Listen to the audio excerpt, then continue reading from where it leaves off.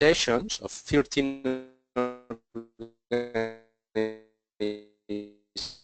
organizations, social platform in order to process methodology which we had to follow in order to make it very participatory. You have to see that in this moment there are two sources of initiatives.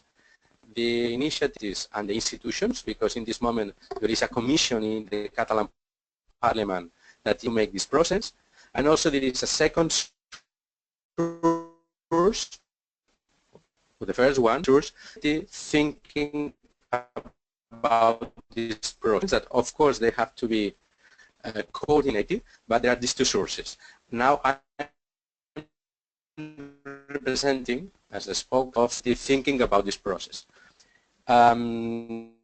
These organizations, this platform, created, now I'm going to show you my screen and presentation. Let me see if, I don't know, are you seeing my... I will see you as a presenter. Okay, so I'm just push the button, and I think this is going to... And I'm gonna move your webcam. That's just a second, because my computer is slower than me. And can you see now my screen? Yes, I see a browser. Yeah, exactly. This is the browser. It's not a presentation. This is the browser of our web page that you can find also in English if you want to go deeper after my presentation. And there is also an English version. It's not completely updated, but you will see the presentation that we did, and also let's see if this is working. And you will see, whoops, just a second. Well, you will see in this web page how this platform now English.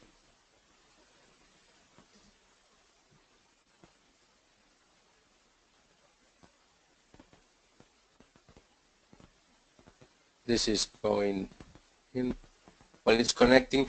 Well, the first point, you will see more information in this web page of Rensia Catalunya. And basically, we have worked in two different directions. First of all, we agree, all these civic organizations, that the whole process that could end in the elaboration of a new constitution should go through 4 different periods, 4 different chapters or moments. And we all agree in this general map. The 4 periods are, the first one is the one that we are now, that is participatory democracy, in order to, now you see, this is in Catalan, but I think you can see in the right column the 4 points, 1, 2, 3, 4. This is the 4 steps that we have agreed in order to defend how this participatory process should connect with other processes as well. So first of all, we want to have a participatory process of citizen initiative. That means that civil society, with an own methodology, propose a general framework of ideas, of proposals, in order to imagine how we want this new country. The second chapter, the second step will be, or could be, also a participatory process of institutional initiative. That means that Parliament and government also presents a participatory process with public finance, with public budget. These 2 processes could collapse in only one if civil society could think in a very well way and without public expenses, we could also be the main role or the protagonist of this participatory process.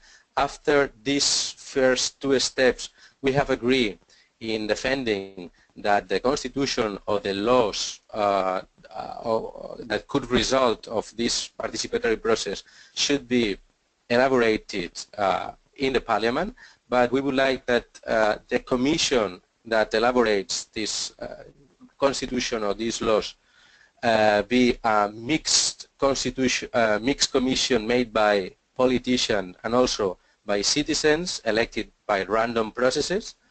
And finally, a final referendum, which will be the direct democracy. So these 4 steps: participatory democracy of citizen initiative, participatory democracy of institutional initiative, representative democracy with a mixed commission made by politicians and citizens, and finally the direct democracy, is the general frame in which we present to the politicians, that we defend at the parliament. And we would like to liderate the first step, the democracy, the participatory democracy of citizen initiative. And here we have present a whole methodology. I'm just going to finish by making some general ideas, which is called the convention, the constitutional convention or constituent convention. This constitutional convention is summarized in this graph, in this graphic. We would like to end after 1 year of working with a green book of proposals for a new country and a constitutional report, not a constitution, but a constitutional report. And these 2 outputs should be the final step of territorial deliberation organized by different civil society organizations that will organize public debates in different in towns, cities, etc., based on 14 text-based documents, 14 documents that are elaborated by civil organizations in 14 different thematic areas. That means citizens deliberate, citizens debate, but not without a basic paper, a basic document, but deliberate based on document that has been produced by the civic organizations that are concerned in these 14 thematic or subject areas that are rights and citizen, health, communication, justice, economy, culture, education, knowledge, politics, international, welfare, etc. So the idea is that in this whole process there are time for both citizens and civic organizations. The first are the civic organizations that tries to write a consensual paper, a very short one, maximum 10 pages, that will be the basis for the citizen deliberation. And these deliberations will produce a final output that we want to bring to the parliament. It's not an output that precludes or that is a constitution, but a more broader output that is a green book of proposals, and we will select those proposals that can be also constitutional, that normally can be part of a constitution. I'm not very sure that the whole process has been very clear in my presentation, but I would like just to that you know that in Catalonia we are working now to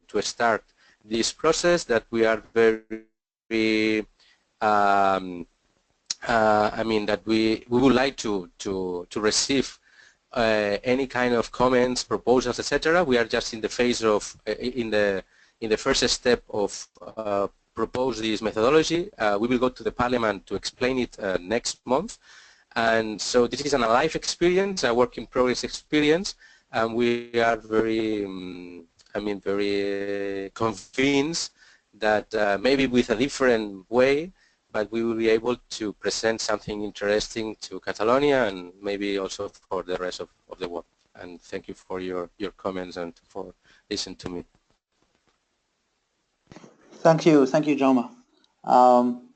Let's go to the next presentation. Marta, are you ready?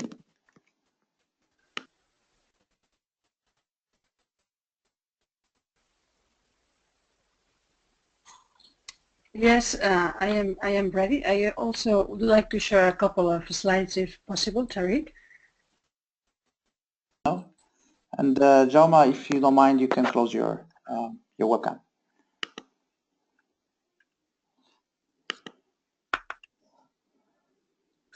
Can you see my screen? Hold on one second, please.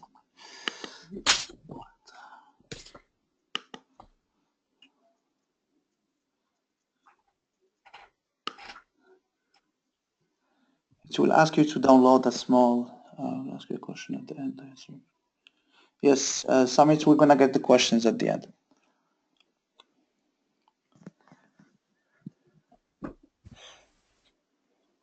Can you see my screen now? Not yet.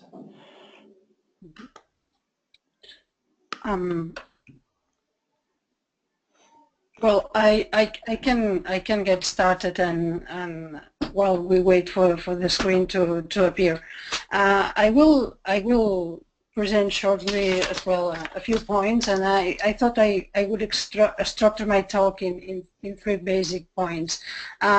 The first point was what, and I'm drawing here from the work of James Fiskin, which is one of the leading theorists of deliberative democracy.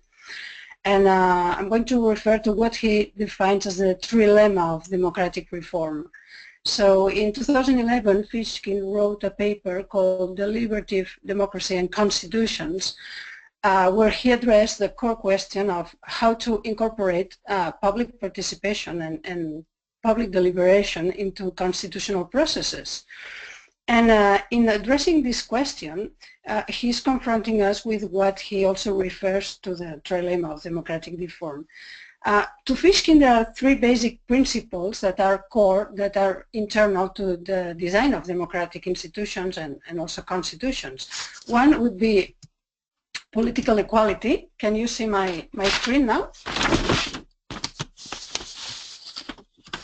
Not yet. Did it ask you to install a small widget or something? Because you're connected from the web. No, it didn't. Oh, yes. Sorry. Yes.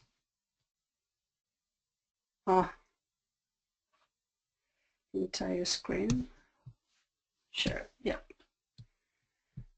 Now you should be able to see it, hopefully.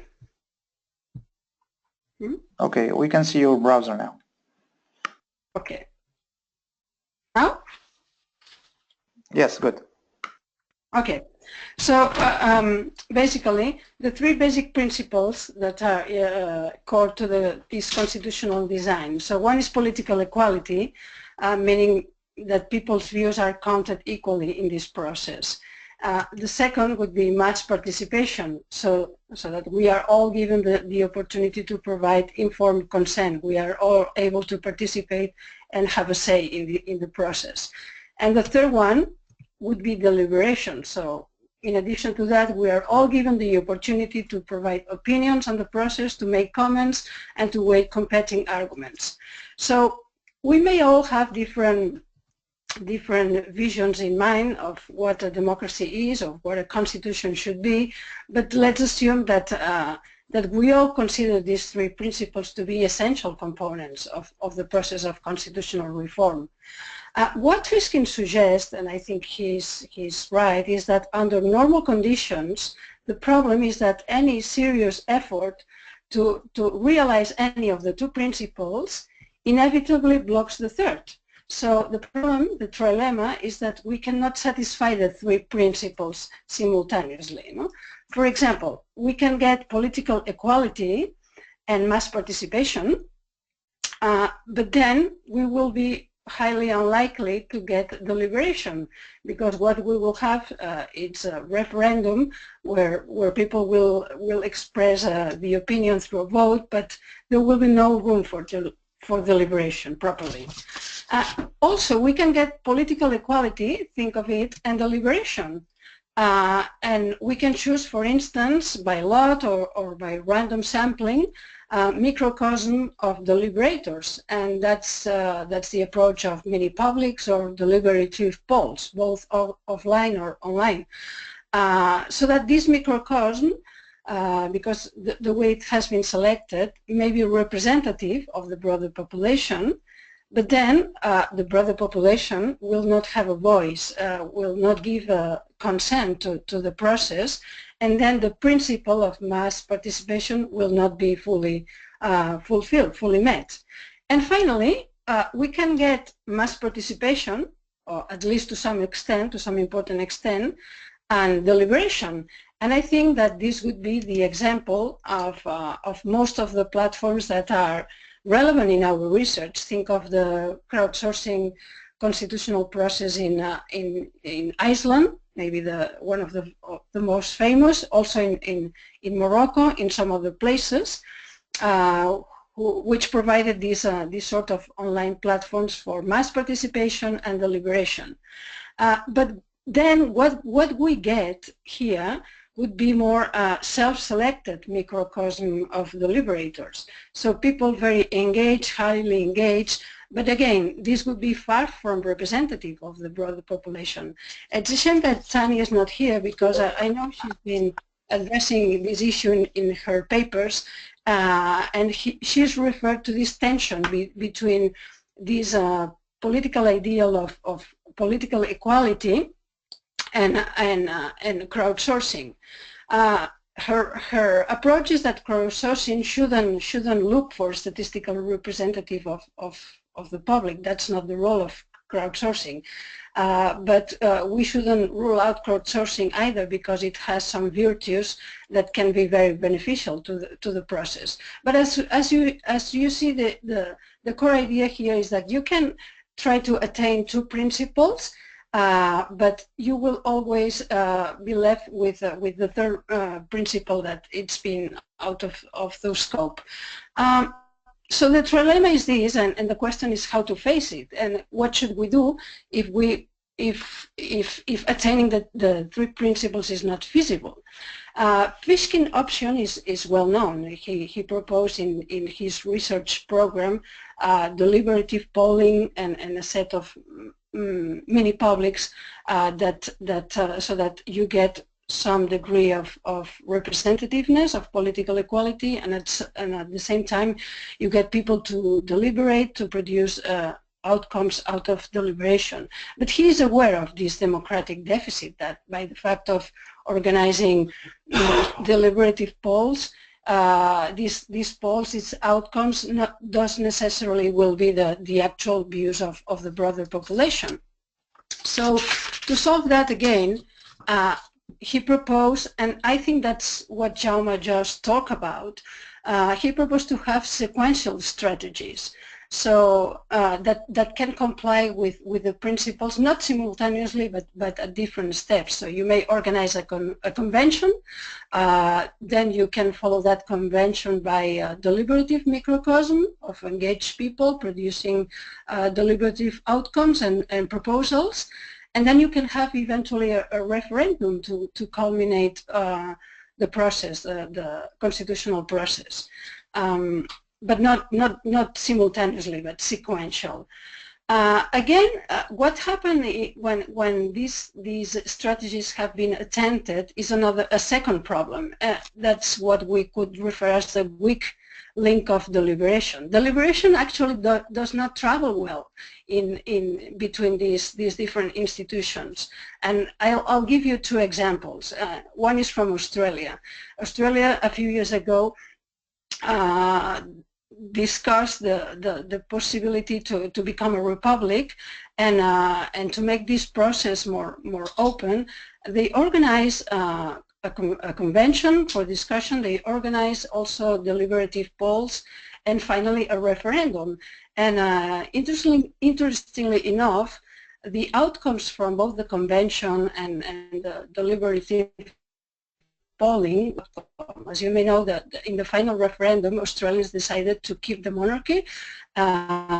So they didn't go for a republic. In the other discussions, in the representative polling and in the convention, the outcomes were more favorable towards a republic. So that's what happened in Australia. In Iceland, we can find some similarities with the Iceland case, where again the constitutional process was crowdsourced. They used social media, they used a number of technology tools to outsource the process to get input from the public, but again the process went stalled in Parliament, and finally the constitution was not adopted.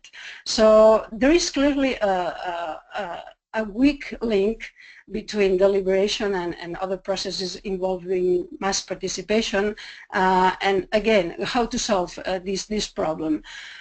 One of the proposals of Fishkin in this paper was, well, let's have all strategies all together. And he proposed something that, to my knowledge, has not been a deliberation day. Let's have, for instance, a large national deliberation day where people will be able to assemble in small groups, in deliberative polling. They will be able to make comments, suggest amendments, etc. And at the same time, at this very same day, let's have a national referendum that where any citizen will have a say. So we also comply with the principle of mass participation. My critique to that, and it's very tentative here, is that such an option, for instance, to have a deliberation day, would be extremely costly, and he is aware of that, because it would involve huge amounts of organization and people participating at a small level, at local level, and then at the national level via a referendum. So this would be extremely costly, and especially considering how short-lived it would be, that process. It's just all such big structured organization for one day looks like a very cumbersome proposal.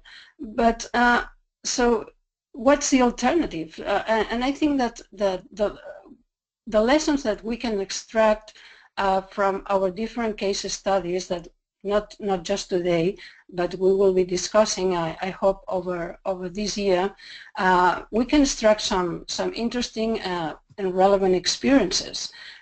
Let me just briefly summarize into 3 points.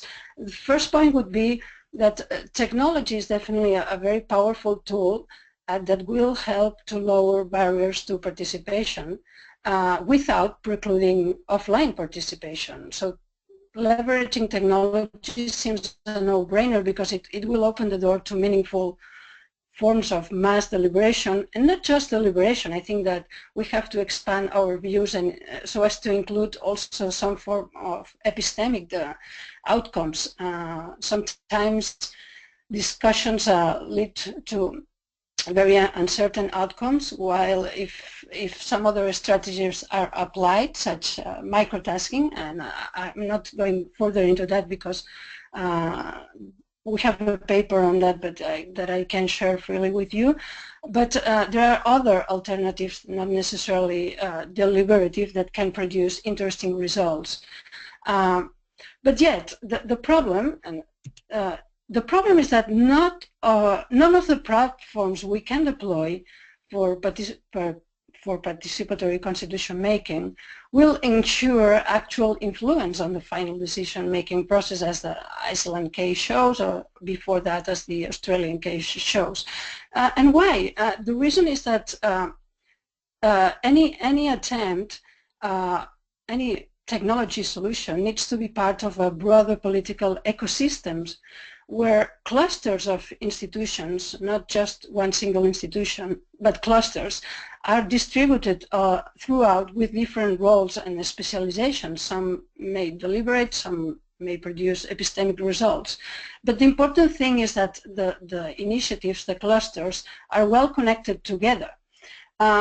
Mansbridge would say we need not just deliberative institutions, be these online or offline, but what we need is an entire deliberative system where some institutions will achieve some principles and others will achieve some of the principles. So what we need at the end of the day is a combination of citizens and elites, of partisans and non-partisan forums, legal expertise with lay expertise, and established institutions such as parliaments, such as conventions, combined with other democratic innovations such as our online platforms. So, and the third point, leading from that, is that the connections in this network of institutions, in this mesh, are as important as the nodes themselves, and that's something that we tend to forget. But I think it's important that the links between those connections are core, so that we can avoid the weak causal link between deliberation and non-deliberative models. And this is very exploratory, but I think that we could learn here from what the linked data movements are currently developing. For the linked data approach, data sets are very important, and the way you structure data sets is critical. But it's also critical to connect those data sets, otherwise you lose the linking capacity. So I think it's equally important to develop the standards for those connections to strengthen the entire ecosystem. I think that technology, participatory technology, has a critical role here, not just in designing the online institutions that we need to reinforce the process, but also in making the links, so that to ensure that the outcomes produced by one process, by one phase of the process, by one institution, can be reused in the next step of the process and can circulate freely across the network. To do that, we need somehow to develop our own standards. We can get inspiration from linked open data. We can get inspiration from other technology developments, but what I think that is important is to take into account the connections as well as the nodes. And I would conclude here. Thank you. Thank you, Marta. Thank you, Marta. I would invite Sumit to take the floor.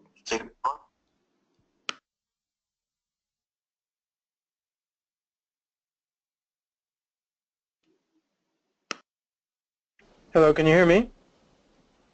Yes. Hey, Tarik, if it's okay with you, we discussed in it, we just think it makes more sense logically for Jason's presentation to go first, because mine sort of follows on from his. So can I hand the floor to Jason? Yeah, let's do that. Okay. Hi there, do I need to do something to be on screen? So we can hear you. Are you sharing something? No, you can hear me. You can't see me, can you? No, we don't. Do you want us to see you?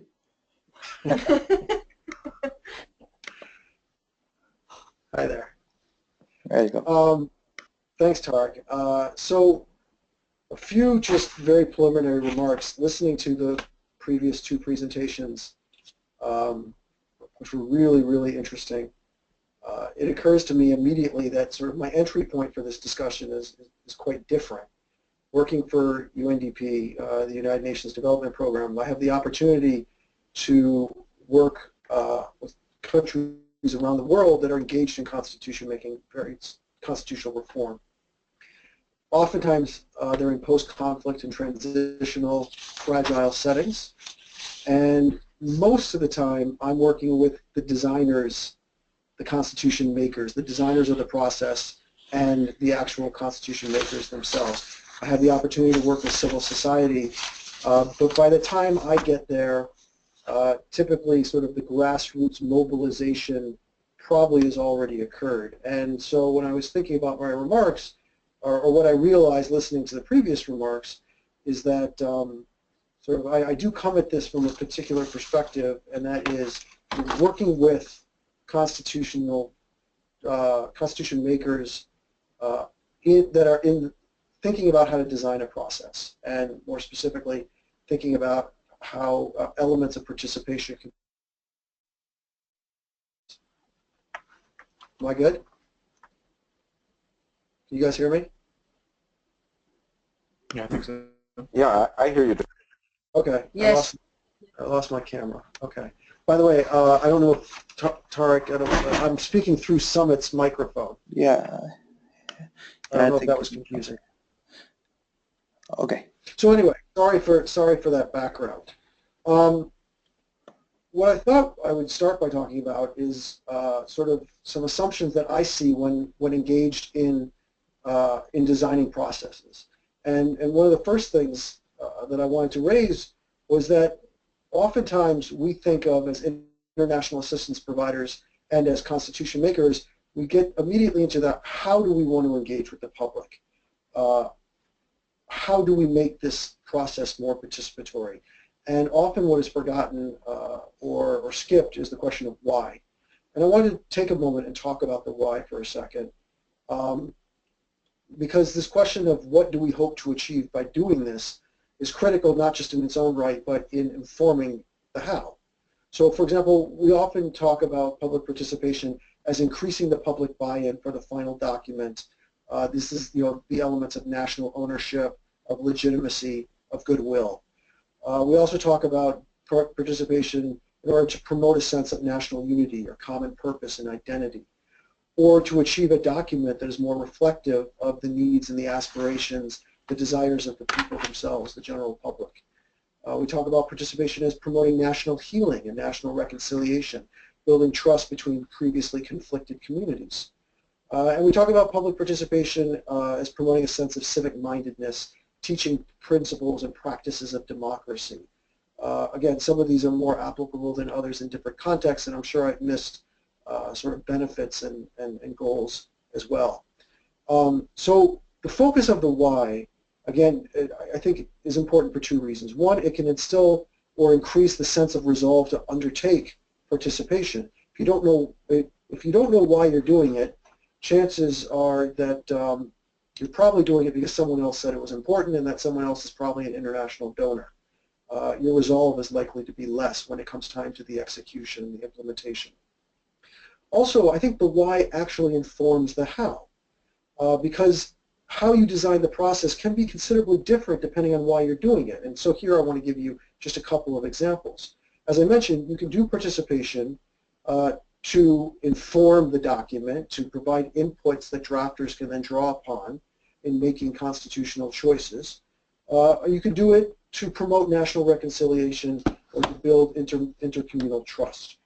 So if you were to do it, if your purpose was primarily the former, to get inputs that would inform the document, then you would be engaging in a bilateral conversation. You, the drafter, versus the public, the citizen, who I'm going to ask questions to, and they're going to provide me answers, and I'm going to do that over and over again, and then I'm going to try and synthesize that and come up with a consensual document. If, on the other hand, I'm trying to promote reconciliation, it may be less important that I talk to the citizen and more important that the citizens talk to each other. And you can build a participatory process that is almost a national dialogue, intercommunal dialogue, in fact. And so, but you could see how the design would vary greatly depending on your purpose. Also, a dialogue, I think, is by nature, intercommunal dialogue, particularly in post-conflict transitional context, can be a bit messier. There's more opportunity for divisiveness or resumption of violence. And so how you manage them. You might be engaging in participation to increase the legitimacy and the buy-in of the document, again, versus trying to get public inputs directly into the document. And these might seem like they go together, and often they do, but again, how you design the process and treat the information might be quite different. So, for example, one of the things is that South Africa, we know, enjoyed a huge amount of national buy-in and legitimacy. People were walking around with these pocket constitutions for many years after the process completed. We also know from talking to the drafters that most of the folks in the Constituent Assembly did not read the public inputs, and that very little is reflected in the document from these public inputs. They were able to achieve the former and not necessarily focus time and attention on what they did with this data once it was received from the public. On the other hand, you've got processes like Kenya and Liberia, Iceland, where the processes were built in. In Kenya, you had the BOMAS conference, which was just one of many aspects of participation, but it ensured that civil society and other stakeholders had a direct input into the final document. Liberia had a national conference. Iceland's already been referenced. There are other examples. I'll go through just very quickly. If promoting civic mindedness was an important goal, you might put a greater emphasis on civic education that covers theory of democracy and the role of the citizen in addition to just questions about constitutional text. You might also, at different design points in the process, focus differently on managing people's expectations and how to manage potential spoilers depending on some of the choices you've made previously. So of course we don't need to choose between these different objectives, but you can see how why you're doing it could impact how. I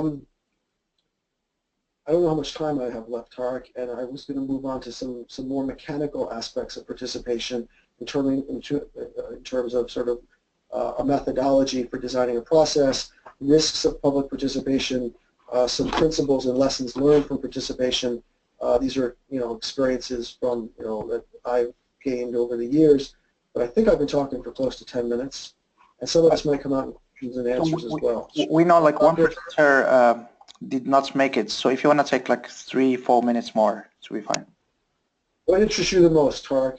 Mechanical questions, risks, or principles and lessons learned? Okay, it's up to me. Lessons learned. Let's do that. Well, okay, and of course there are going to be many, many, many lessons, and I'm not going to touch on them all. But the first and foremost is that, in my view, there is no single factor that is more determinative of the success or failure of a participatory process than the political will of the elites who are leading that process. This, goes to the overall legitimacy of the process and the outcome, but also the ability to achieve success as measured by whatever your objectives were to begin with. We have had processes that were fairly closed that were still deemed legitimate by the public. We've had open processes, extremely participatory processes, where you had the opposite result. Uganda comes to mind as one that over 6 years had many instances and opportunities for the public to engage, and at the end of the day you had constitution makers, you had elites that had their own own interests and their own outcome, and a fairly undemocratic result. I think another lesson is to be strategic in being as broadly participatory as possible, and here you have since I skipped my mechanics questions, but a huge menu of different mechanisms to reach the people. And since here we're focused on technology, I think that that's one that should be highlighted. But while technology is an enormous tool, it also has severe limitations, particularly in some of the countries where I work, where there's very low internet penetration, very high illiteracy. There are constraints, and you need to be aware that if you're using information technologies, you are not targeting the general public, even though in theory you might be, it's possible to reach everyone. It's sort of self-determinative who's going to actually have the opportunity to avail themselves of those modalities.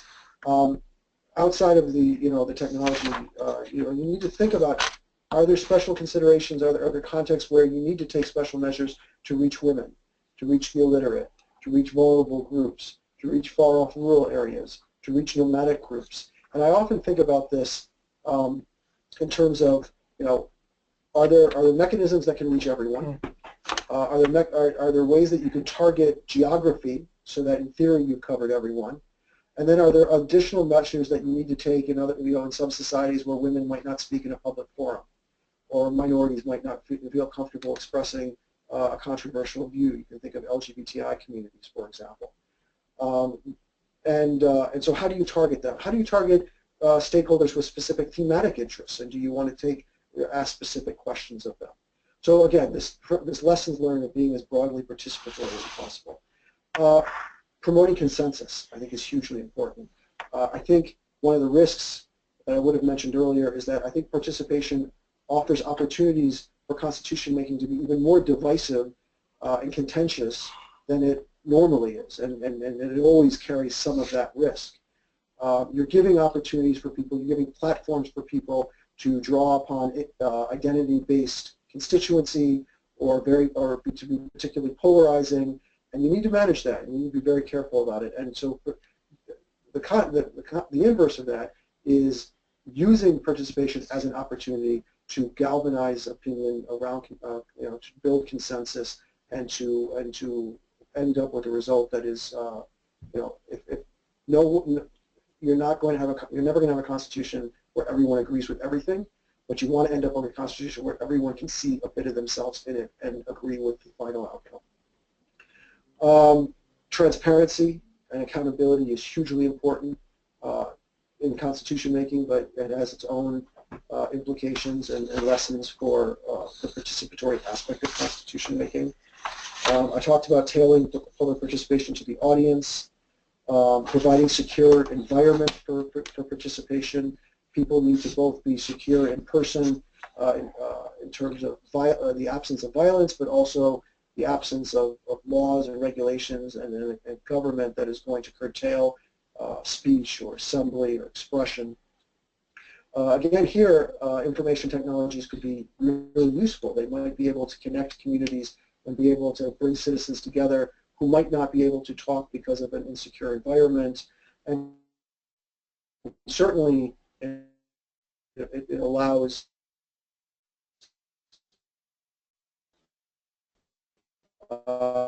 each other not always be. I remember talking to a Tunisian woman where it was difficult at times for women to get together in public spaces and strategize and discourse.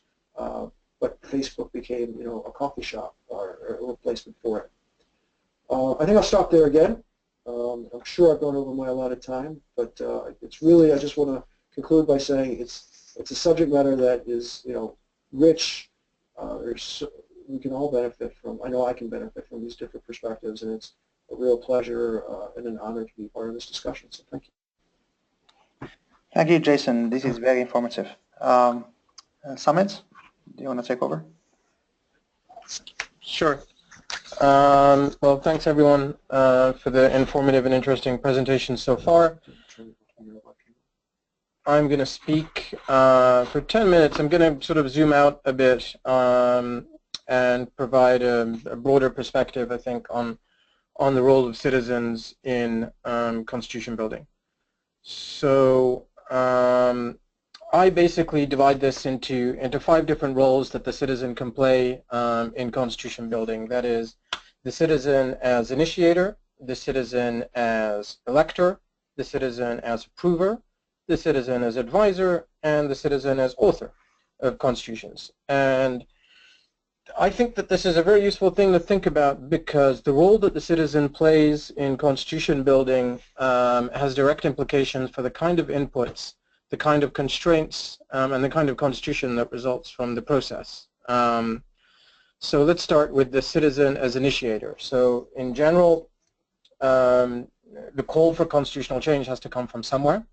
Thomas Jefferson thought that constitutions should be reviewed every 19 years automatically, and in Ireland there were recent calls for sort of a general, I think, 10 years review process of constitutions. In some constitutions like India, you have a review process built into certain sunset clauses, but the vast majority of cases, you have to have someone initiate a call for constitutional change.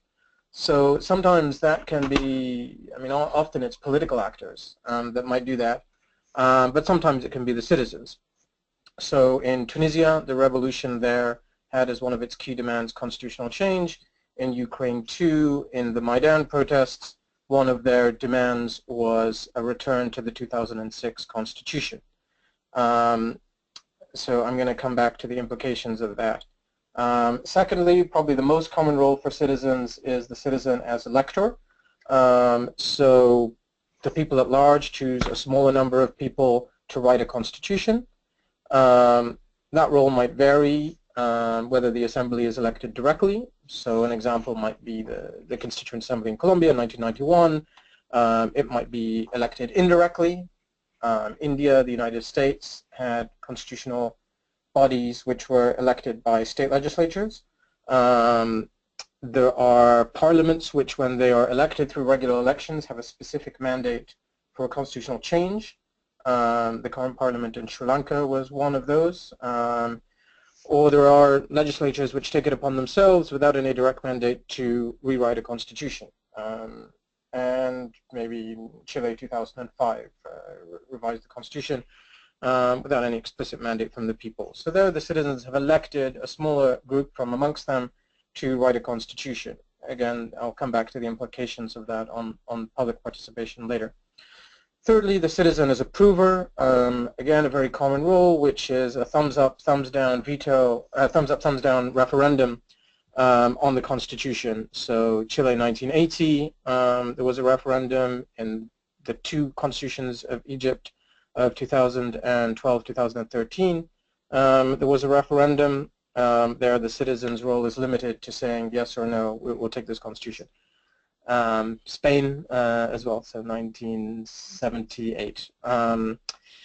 The fourth role is that the public or the citizen is advisor, and I think this is, I call it advisor, perhaps it's not quite the right word, but it's really what we've been talking about to a large extent in the presentations thus far, and that is public consultations. It is advisor to me because whilst the public's views and opinions are solicited, there is no guarantee that those views are decisive, and the actual decisions over the constitutional order and constitutional design choices are left to someone else. So South Africa perhaps being the most famous example of public consultations. Kenya in their 2010 constitution did a pretty good job too of going around the country and soliciting the public's views and opinions. Lastly, another example that's been touched on in the presentation so far is the citizen as author, and this is probably the rarest case, but what we're talking about here is really citizen assembly. So you have recent examples of Iceland and Ireland where citizens actually were in charge of making constitutional design choices. So those are the 5 roles that citizens can play when we talk about participatory processes. And I think it's important to unpack each of these in a way which I don't have time for, but I want to touch on because they have important implications for what we mean by the public's role in constitution making. So for example, with regards to the citizen as initiator, in Tunisia you had a revolution where the citizens, we don't know how many of them, but many of them were on the streets. They called for constitutional change. There was such a thing set up after the revolution called the Committee to Safeguard the Ideals of the Revolution. The idea being then that whatever came after the revolution should be based in the principles and demands of the revolution. Yet what we saw in Tunisia was a revolution that was really based around calls for social justice, accountability in government, corruption. As we all remember, a fruit seller who set himself on fire because he couldn't get a license and was slapped by a policewoman. That turned into mass protests really about people not being given a fair shake in their lives, no opportunities for employment, and I suppose what can be summed up as social justice. The constitution building process fast left behind issues of social justice and discussions of what a constitution might do to improve the lives of people, the general Tunisian populace. And most of the constitutional debates focused around issues of the role of religion and the relationship of religion and state, the role of women in society, independence of the judiciary and essentially a power struggle between the main political parties on the secular side and on the non-secular side. On the other hand, you have Ukraine, whereby one part of the Ukrainian population, and we know that this is a divided society when we just look at elections over the 20-25 years of Ukraine's history, one part of that, which was, let's say, the Europhile part, participated in the Maidan Revolution, called for return to the 2006 constitution, and has been driving constitutional reform through mainly elite-driven process. But the other side of the Ukrainian populace, which did not take part in the revolution, has also been left out of the constitution drafting process. And so when the citizen acts as initiator, one has to think in the process, when you had the calls for constitutional change, does the constitutional change have to reflect what those calls were based on? Or when you had the calls for constitutional change, does the constitution building process then have to do a deliberately proactive job of actually talking to everyone and not just those who instigated the calls for change? Secondly, when we talk about citizens as elector, again, the way in which this process takes place is almost determinant of the type of constitution process and the type of constitution that might result. To give a very obvious example that, Tarik, I know you'll be familiar with, in Libya, the Constitutional Drafting Assembly was divided, 60 members divided 20-20-20 between 3 regions of Libya. So in doing that, in structuring the selection of the constitution makers in that way, you're conceptualizing Libya as a group of 3 regions, each one with equal voice. It would be a completely different conceptualization of Libya to have general elections where constituencies would be able to send people based on the populations therein. Thirdly, the citizen as an approver. I mean, the only thing I would say there is generally constitutional referendums recently have been having a pretty poor turnout. So I think in the last referendum on the Egyptian constitution, it was approved by about 21% of the population. And so you had a constitution adopted in the name of the public, but only 21% of the people actually approved it. Fourthly, we've touched here a lot on the role of public as advisor. That's public consultations. I think I have 2 minutes left, so I'm going to come back to that one in a second. I would just say that citizens as authors, I think it's an interesting development to see citizen assemblies being used in constitution building. My own sense is this is going to increase. Most places I've been recently, there has been interest in how they work. I think the one thing that we learned from Iceland and also from Ireland, which Ireland did better, is that you can't really cut out politicians from the process. With regards to the citizen as advisor, about half a dozen key challenges are quite common from what I've seen going around constitution building processes. And I was really interested to hear the presentation from Catalonia because it seems like the people who've designed that process have really been trying to come up with creative ways to get around some of these problems. Okay, so one first issue is really, what do you talk to people about?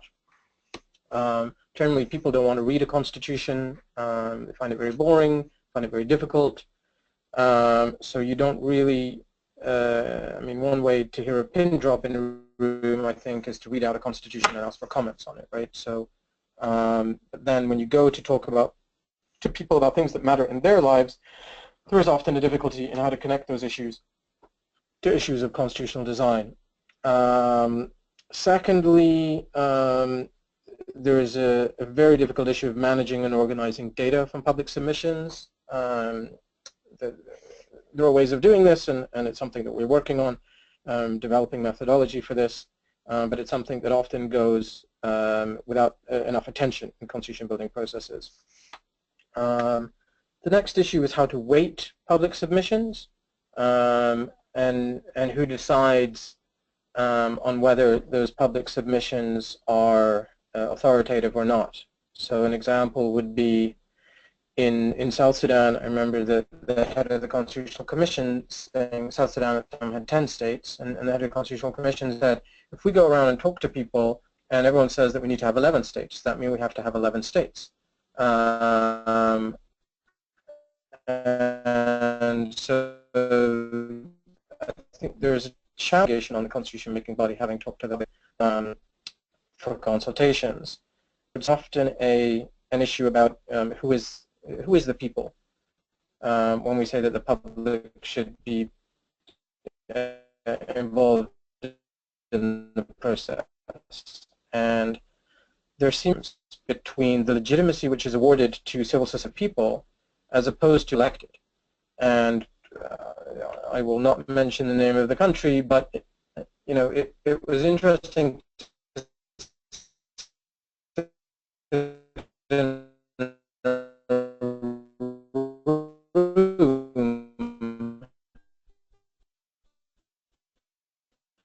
recently with a group of civil society organizations and see the democratic deficit that these civil society organizations had, as opposed to politicians who have to face the electorate or rewarded for the organizations, often do not see the lack of democratic legitimacy that they might have vis-a-vis politicians. So I think I'll end there, or perhaps just a word on trends. So I would say that public participation has been an increasingly becoming a norm, right, in constitution. In particular, when you think about the 5 roles that I've discussed, going beyond limiting the citizen to approver or selector, but actually involving the citizen in many different roles in the same process seems to be becoming a norm. How those roles interact with each other is also very important. Tarik will also be familiar with the Chile process, which I think is a very powerful one in terms of citizen involvement. Not because of public consultations, because I think the public consultation process could do with a lot of improvement there, but because what they've done is they have regularly scheduled elections coming between the moment of the draft, when the Constitution is made by Congress, and the adoption of that draft. And so the political parties, if you like, and the President have put themselves at the mercy of the public in terms of being rewarded or punished at elections based on whether the draft that they produce reflects the public consultations which happen early in the process. So I think it's important to note that it's not just about public consultations. Elections are often a sort of neuralgic point when the public actually has real power and influence over political decision makers. I stop there, Tarik. Thank you. Thank you. This is a very interesting categorization of the role of citizens. So since you're already on video, I'm going to start the room for questions. And I know that you had a question to ask, so maybe you can start first. So the process is we ask all the questions and then we invite the participants to answer, and that's how we basically go through the questions. Okay, so my question was for Jaume at the presentation from Catalonia, the process there, and I was just curious as to how much involvement in the design of this process have political actors had to date? Can you listen to me? Thank you. Yep. Okay. Jaume, maybe you go first by asking all the because you had another question. Maybe you ask all the questions, then we react to it. Maybe you go ahead and ask the question. I wait for new questions. No, I mean like you go ahead and ask your question. Okay, I just was thinking that let me just make a general comment about all the presentations or some of these presentations. It's really, I would say that it's quite different to analyze a process like writing a constitution from a theoretical point of view, like Marta did, for example, and analyzing from within the social movement that is trying to push it, because you know that politics, and also in this case the participatory processes that are pushed from civil society are not so coherent. I mean that we are just pushing against the institutional powers, and we are trying to fix or to to combine which will be the best theory available that we have as political scientists and political practitioners, but also just is a matter, and maybe I'm connecting with the question of Sumit, it's a matter of also of power, of political negotiations, of trying to find the path in order to convince people, even if it's not so coherent, if it's not so well structured. So in my presentation, I think that so far our process is quite structured, and I would say that theoretically speaking is quite coherent, because it's just a design. It's not made in practice. It's a proposal, and even so, we have had to change some things in order to convince different political actors that this was a good proposal, a good methodological proposal. So my point here is that okay, if we want to analyze these processes, especially if these processes are coming from Western countries, which I would say that is different than in other countries in the world, I mean, we should pay attention to not only this theoretical framework, but also to just a more political, politologically oriented analysis, because some of the proposals that we did are just the ones that are possible in our context, not the ones that we would like and that will be coherent with the theoretical framework. So it's a general comment about, I would say, some differences between the theory and the presentations that are theoretically based and the presentations that have a more, I would say, activist or applied perspective, and I concern and that we should try to connect these two views, the theoretical and the empirical and practical. That's all. Thank you. Tom? Sure. I have one question which I'm afraid conceals a platoon of questions, and it has to do with the overall role in the process of expertise. And, you know, that can mean many things. First of all, what's the role of expertise on the part of the participants? Who needs how much when? What is the role of claims about expertise, and how does that affect the process? And what is gained or lost by the availability of working examples, and to what extent are working examples ever really matched to the process or individual experience of any particular country? Thanks. Anybody has another question, or should we ask for somebody to answer Tom's hard answer question?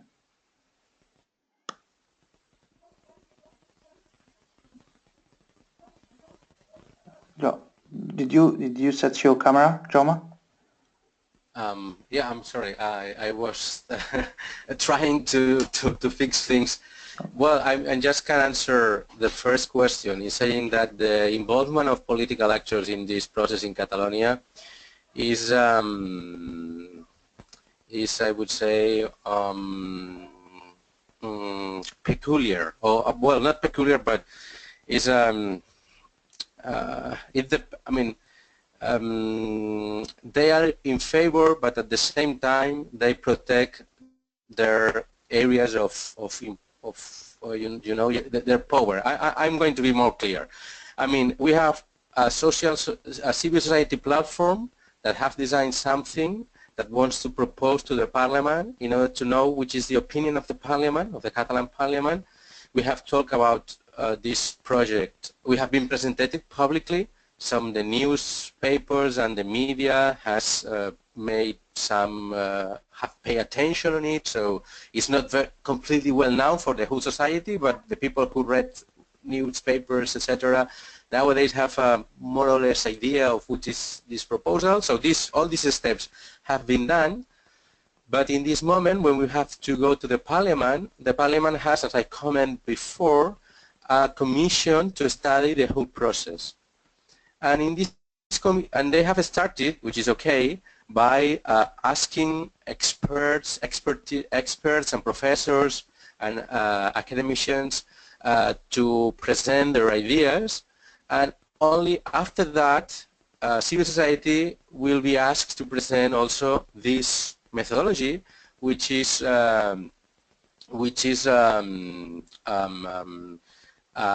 so far is consensual. I mean, all the organizations have agreed in pushing for the same methodological proposal, which is the one that I presented before.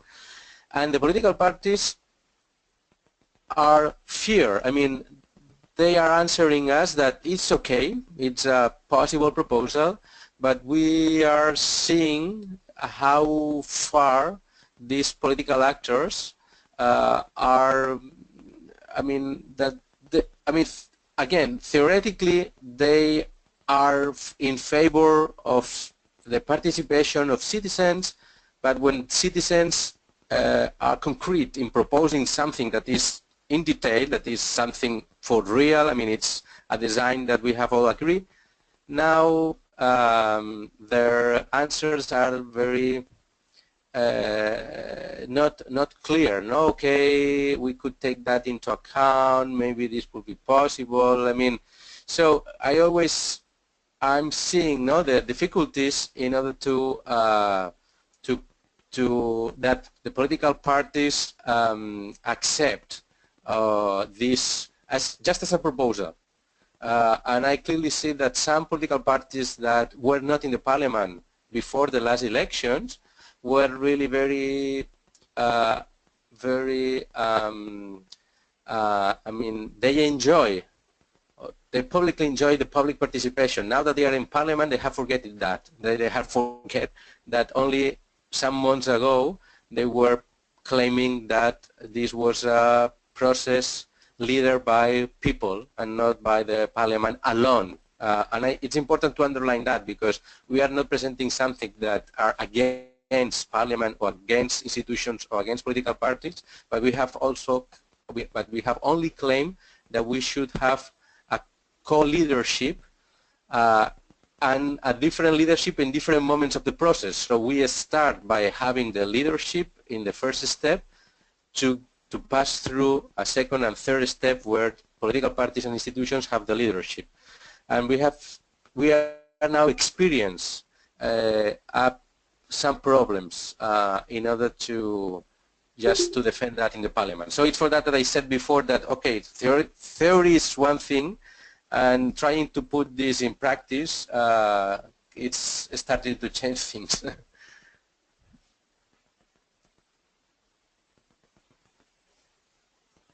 Thank you.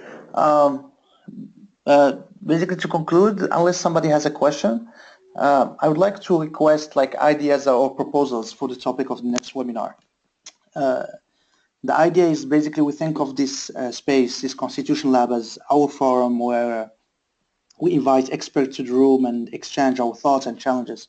So, I mean, think of it like your opportunity or your space to get deeper into this topic. So if you guys have any thoughts of how to get to the next topic, let's discuss this for the next couple of minutes.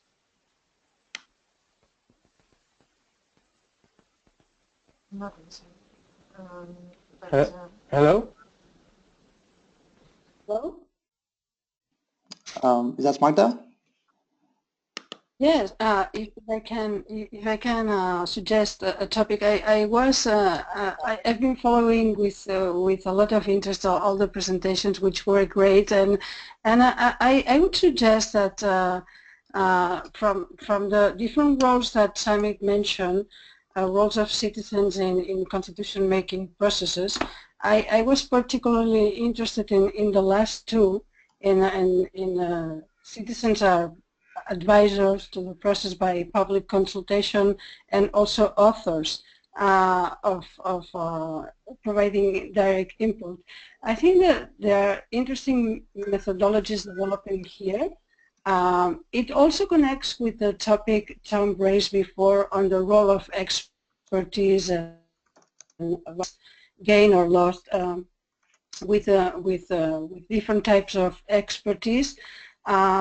I think that one of the good things about thinking of participatory processes is that by tapping into the into the wisdom of the crowds, the emergence of topics, of proposals, it's much more wider. But again, do we have the methodologies in place to be able to leverage all this knowledge that is distributed among society? And I'm not referring just to legal knowledge, but expert knowledge in other areas as well. I'd be interested in learning more about methodologies for implementing better the role of citizens as advisors and authors in the constitution making process.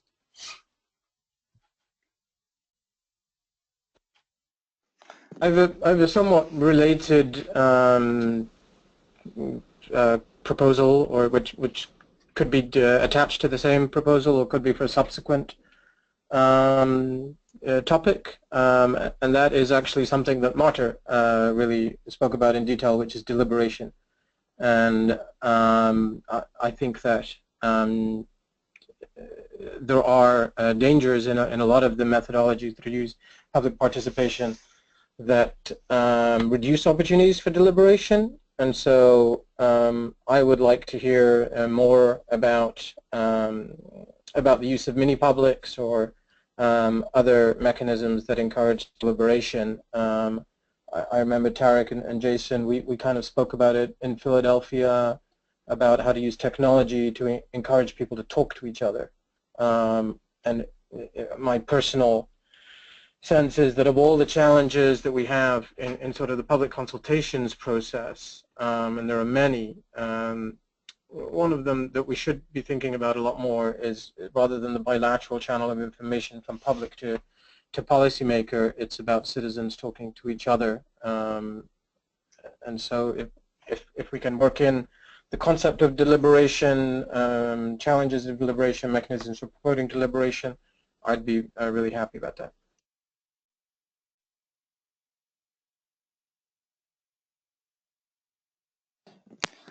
Very rich, thank you. So what's going to happen next is basically we will, I will send an email with the proposed agenda basically to the steering committee, who will review it, give advices. I will also ask for to recommend or refer experts on the topic. So I mean, this is like a collective work, and they will be driven by everybody. Unless somebody has something else to say, I really learned a lot from this discussion. I think it's a good first step. And thank you, everybody. Thank you. I just want to add one thing. We're going to try to, we have a recording of this, and we're going to try to capture it in some sort of, not just a recording, but also a summary to try and put it on the site. And we'll ask you guys to correct anything that we mis-summarized or left out. We'll let everybody know on the mailing list once we've gone through that process. Yeah, Heath, Pompeu has another comment. Just a comment. It's not even a suggestion, because I am interested also in deliberation and in knowledge. So I really think after studying a bit big data and what's happening right now with regulations of the web of data and the standardization processes and so on so far, I really think that big data is changing the landscape.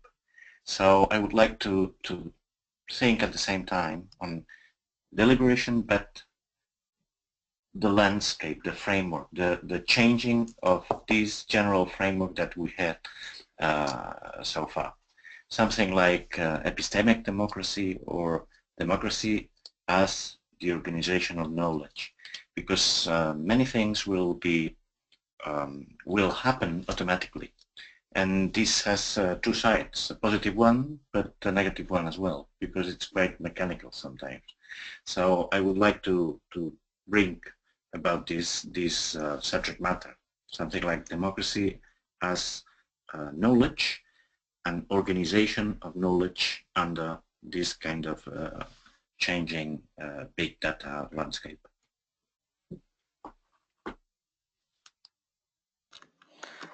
Wow, okay, so when are we going to do it next? This is exciting. I guess we are just on time, like 1 minute above the 4:30 p.m. Thanks everybody. We have, you can send email to everybody to members, I'm going to write it here, members at constitutionlab.org. We can continue this discussion basically through email. Thank you. Thanks, Tarik, for organizing. Thanks, Thank Tarik. you. Thanks, everyone. Thank you. Yeah, thank you all. Organizing. Looking Yeah. into it. Bye.